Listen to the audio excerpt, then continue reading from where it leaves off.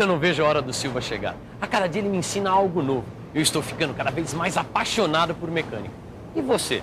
Na nossa última teleaula, ele nos mostrou como funciona a roda, o plano inclinado e a alavanca. Máquinas simples, mas que são a base para todas as outras, até para máquinas mais modernas e sofisticadas. Na nossa teleaula de hoje, ele ficou de mostrar a diferença entre transmissão e transformação de movimentos. Olha o Silva aqui que não me deixa mentir. É isso mesmo, Tito.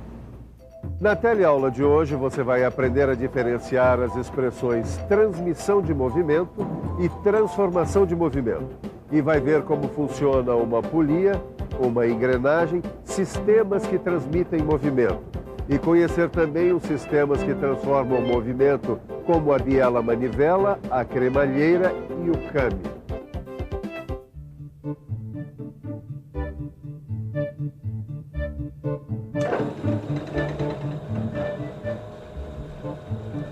Você já reparou que uma máquina nem sempre produz o movimento apropriado que se deseja realizar? Quando isso acontece, é necessário aplicar à máquina mecanismos de transformação de movimento. Para uma boa execução do trabalho, é necessário que as peças e ferramentas das máquinas operatrizes estejam animadas com os movimentos apropriados e também com uma velocidade conveniente. Nessa furadeira, por exemplo, o movimento de rotação do motor é transmitido à broca, que fura a chapa de metal, exatamente como eu programei.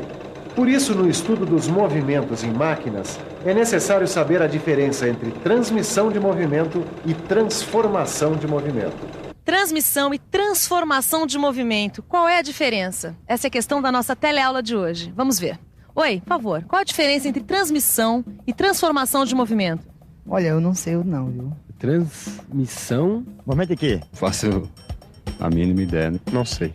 Parece que os nossos amigos aqui não sabem muito bem a diferença entre a transmissão e a transformação de movimento. Na verdade, a transmissão de movimento é quando acontece a passagem de movimento de um órgão da máquina para outro órgão da mesma máquina, podendo ocorrer uma variação de velocidade. Agora, quando na transmissão acontece uma variação do tipo de movimento, aí sim nós dizemos que houve uma transformação de movimento. Titão, dá uma boa olhada no sistema de polia dessa prensa. Agora vai lá e gira essa polia.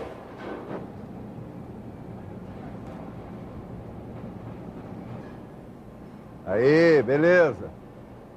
O que é que acontece com a roda de cima? Gira também. Ah, então isso é uma transmissão ou é uma transformação de movimento? O movimento continua o mesmo, então é uma transmissão de movimento.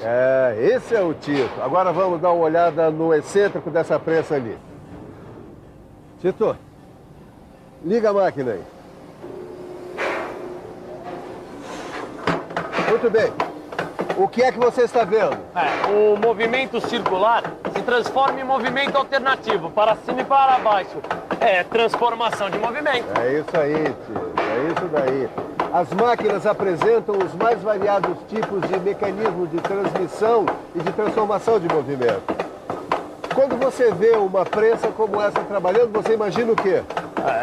Uma prensa prensando. Pois eu não. Eu fico imaginando os mecanismos de transmissão de movimento trabalhando nela. Vem cá. Uma prensa como essa daqui, nossa velha companheira de guerra, Titão, nada mais é do que uma série de dispositivos de transmissão de movimento. Um desses dispositivos é a polia. O motor transmite o movimento através da polia. A polia é o mais antigo e o mais simples dos sistemas de transmissão de movimento. Já sei como fazer para explicar melhor para você.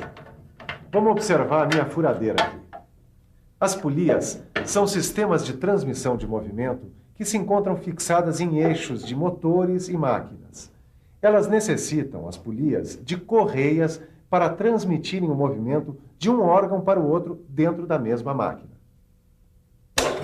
Vamos imaginar agora duas polias conjugadas entre si através de uma correia. Uma delas está ligada a um motor. Cada uma das polias recebe um nome diferente. A polia ligada ao motor é chamada de polia motora ou motriz. A outra polia, que está ligada à polia motriz pela correia, é chamada de polia movida. A correia transmite o movimento da polia motora para a movida. Nesse sistema, não há mudança do tipo de movimento. Os movimentos se mantêm circulares, embora possa haver diferença nas rotações das polias. Mas transmissão de movimento não é exclusividade das polias. Existe outro sistema, também muito antigo, que foi criado para isso: a engrenagem. Rodas dentadas se encaixam com precisão.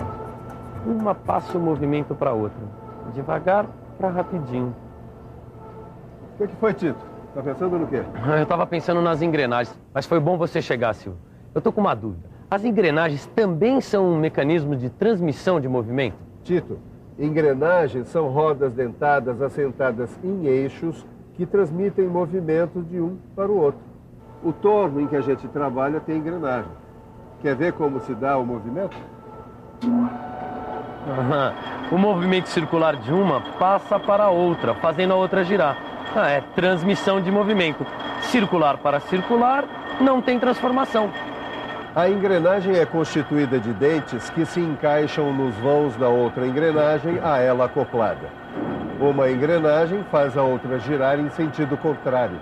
Ah, por isso, se você quiser manter o mesmo sentido de rotação, você tem que colocar uma engrenagem intermediária entre as duas.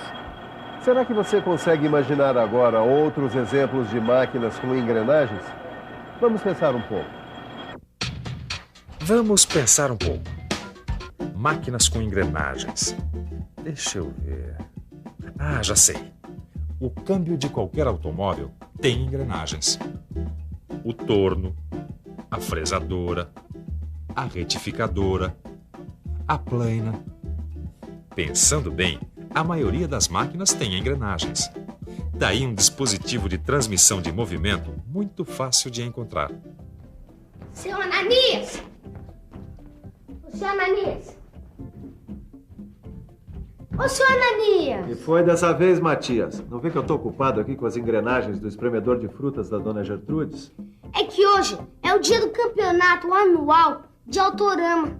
E o meu carrinho tá com um probleminha na arrancada. Ah, já sei. Já sabe como consertar o carrão? Não, eu descobri por que essas engrenagens não estão funcionando bem. É que tem alguns dentes quebrados e aí o movimento não se transmite. Como é que podia funcionar bem assim, não é mesmo? E a minha Mercedes, seu Ananias? Depois, se eu não representar bem o bairro, eu vou falar que foi o senhor que não me ajudou. Tá bem, tá bem. Vamos examinar a sua Mercedes. Seu chantagista. É bom que você conheça os mecanismos do seu carro, rapaz. Fazer uma manutenção de vez em quando, dar uma olhada em todas as partes, checar para ver se está tudo direitinho, é essencial. Principalmente se for carrinho de competição.